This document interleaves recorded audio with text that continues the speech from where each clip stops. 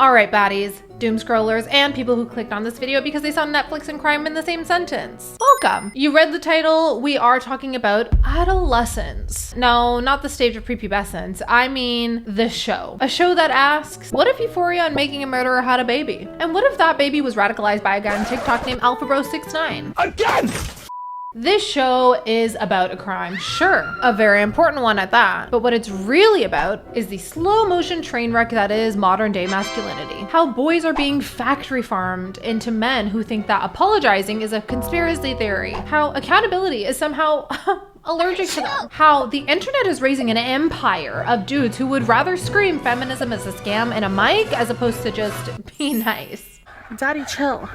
There will be spoilers. I know. Look away and click off if you don't want to see it. However, I will mention that within the show, there are spoilers in and of itself, and that the real essence and beauty of the show is actually how the nuances of modern day red pill-ism is captured. Does that make sense?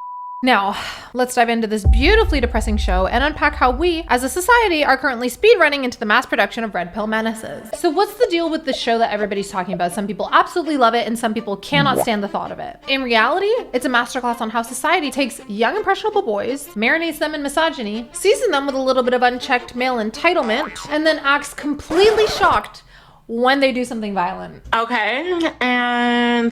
On paper, Adolescence is a crime thriller about a 13-year-old Jamie who actually murders his classmate Katie. This is exposed within the first episode. It's really important that we note that he is actually the one that did this so that we can understand all of his actions following the crime that he committed. Because here's the thing, Jamie didn't wake up one day and decide, you know what? Today feels like a great day to become a true crime documentary villain. No. There are many Jamies in society, and those Jamies are built by his home, by his school, by the absolute hellscape that is the internet. Ah, yes. Let's expose these little impressionable brains with hours of content telling them that women are lesser beings. Surely nothing bad could come of this. Really? Here's a brief summary of season 1. Jamie, a 13-year-old, gets arrested for murdering his classmate Katie Leonard, and his dad, Eddie, insists that he's innocent. The police pull up Jamie's Instagram, revealing a backlog of misogynistic comments that would make a fresh and fit co-host blush. Then the cops drop CCTV footage of Jamie literally doing the deed. Jamie and Eddie both break down. So just to clarify, Jamie wasn't framed, okay? He did it. This moment should be heartbreaking. A child being interrogated for that degree of a crime is absolutely objectively horrifying. But then the cops whip out Jamie's DMs and realize, oh my gosh, his Instagram. This kid has been on an Andrew Tate speed run, okay? He's not an anomaly. He's the natural byproduct of an unchecked patriarchy. Boys are biologically superior. Women should be grateful that we even look at them. Oh, you typed that out with your whole chest, huh? I was just joking. They always say it's a joke right up until it's not. Now we get to episode 2. At this point, the detective interviews a lot of Jamie's friends and classmates and realizes that the school is absolute chaos. Teachers have lost control, students are bullying each other with full adult efficiency, and they discover Jamie's villain origin story. Katie called him an incel on Instagram, which catapulted him into his full villain arc. Okay, let's talk about the school from hell. This place is less institution of learning and more live action Lord of the Flies with Snapchats. Nobody's teaching anybody anything except how to suppress emotions, talk over women, and memorize cheat codes for Call of Freaking Duty. F for Chad, F for Brad, F for John, F for Matt. Give me a sandwich. That's the only thing you're good for. Ugh, middle school boys, what can you do? I don't know, maybe intervene before they commit literal homicide? Or, okay, that makes you uncomfortable, then maybe just tell them that disrespect is not okay, like adults are supposed to do. Around these parts, we have some decorum, okay? I just wanted to sit with this for a second because Jamie's breaking point was being called an incel. Hello. Not failing a test, not sexual assault, not getting dumped, not even getting beat up. A girl called him an incel on Instagram, and this boy's brain just blue screen like an overheated Dell laptop. It's almost like masculinity doesn't just happen. It's almost like it's taught. Ladies and gentlemen, the fragility of the male ego. Aw man, my ice cream just dropped. Oh well, I guess I'll just get another one. This is a personal attack. I'm never gonna recover from this. And by a woman? Please, child, go touch a blade of grass. Just a single one.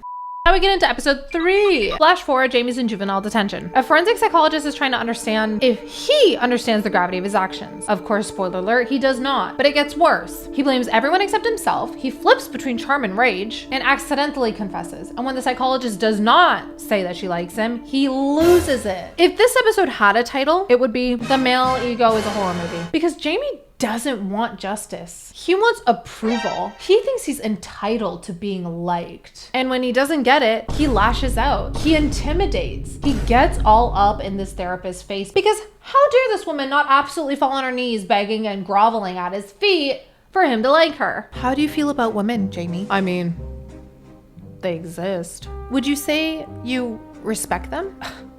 Would you say they respect me? Ew. My guy, you're 13 years old. Who are you? And this is where Adolescence really shines. I feel like this scene was one of the most important integral scenes of the entire series, and if you watch nothing else out of this series, please just watch this episode. It doesn't just show Jamie's a violent kid. It shows that he is a symptom of something bigger, and that something bigger is the red pill disease. Again! Side effects include entitlement, victim complex, aggression. And it's all fun and games to roast sometimes and poke fun at because of how absolutely absurd it is. But it's another thing to recognize that this is all learned behavior. He genuinely feels like being seen and liked is his birthright. And I hate to tell ya, it's just not. I'm so glad we had that talk.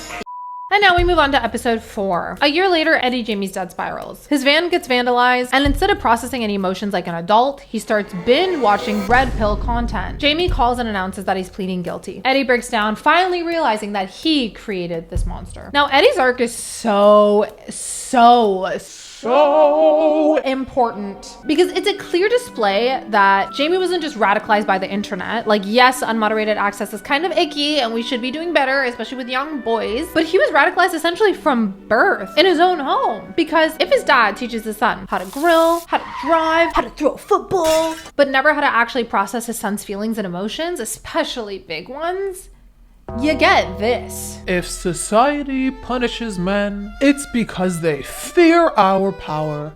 Like, Eddie, please, your son's on trial for murder. This is not the time for a self-improvement arc. Self-improvement arc should take place before you even have the kid. Anyway, this is what makes Adolescence so good, in my opinion. It doesn't just say, oh my God, look at how bad this kid is. Ew. No, it shows, look at why this kid actually got to where he is and how it's actually exponentially growing in our modern day society of young boys every single day and how you can stop it.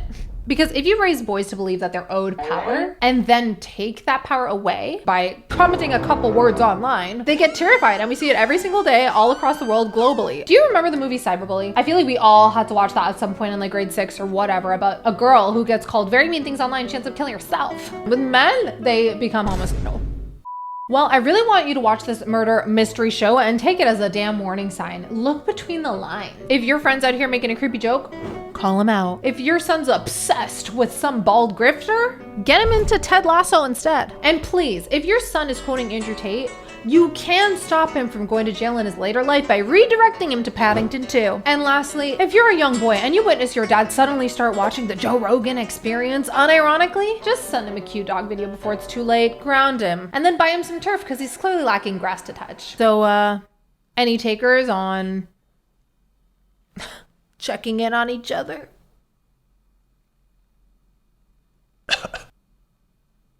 Whoa.